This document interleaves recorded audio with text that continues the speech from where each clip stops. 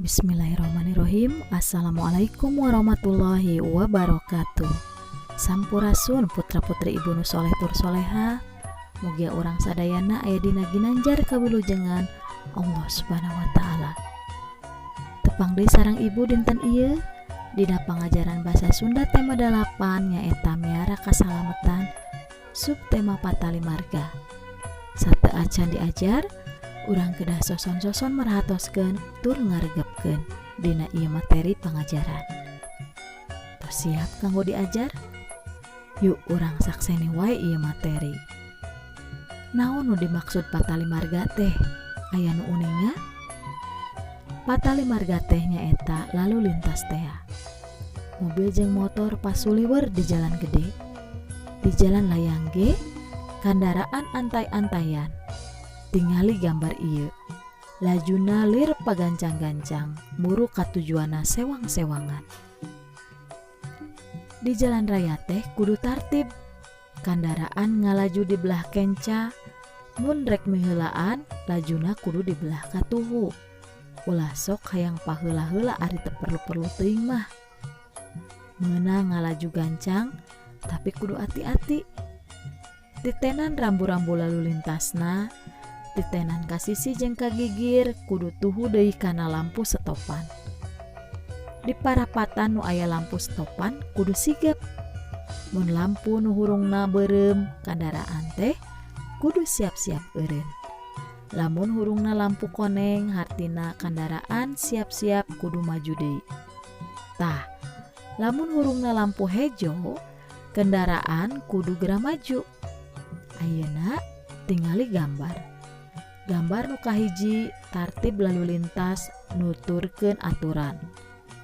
Sedengkeun gambar nu kadua teu nuturkeun aturan. Akibatna kendaraan pasuliweur sangkan kajadian kacilakaan. Nu kitu mah ulah diturutan, kumargi akibatna gede pisan.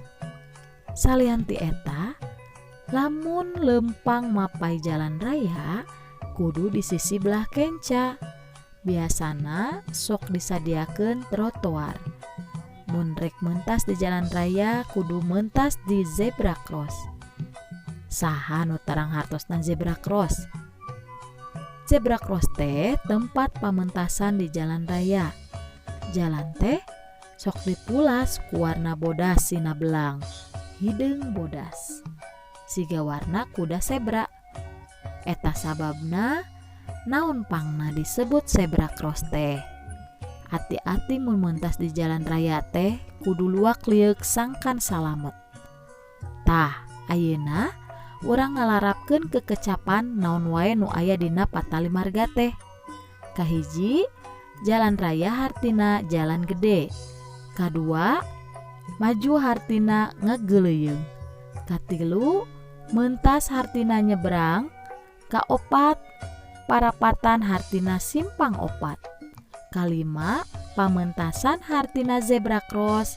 Kagenep, jalan layang hartina flyover. Katujuh, miheulaan hartina nyiap. Kadalapan, sigep hartina caricing. Kasalapan, sewang-sewangan hartina masing-masing. Nu kasapuluhna, gancang hartina tarik. Tah, kukituna urang kedah apal naon wae nu aya patali dina ngeunaan lalu lintas. Ayeuna hideup ngabogaan pancen nyaeta nepungkeun gambar nu merenah. Pancena di buku catetan ditulis nu rapih tur bersih supados kaharti. Mung sakitu wae pangajaran basa Sunda dinten ayeuna. Mugia aya mangfaatna pikeun hidup dina kahirupan sapopoe. Wabillahi taufiq wal hidayah. Wassalamualaikum warahmatullahi wabarakatuh. Hatur nuhun.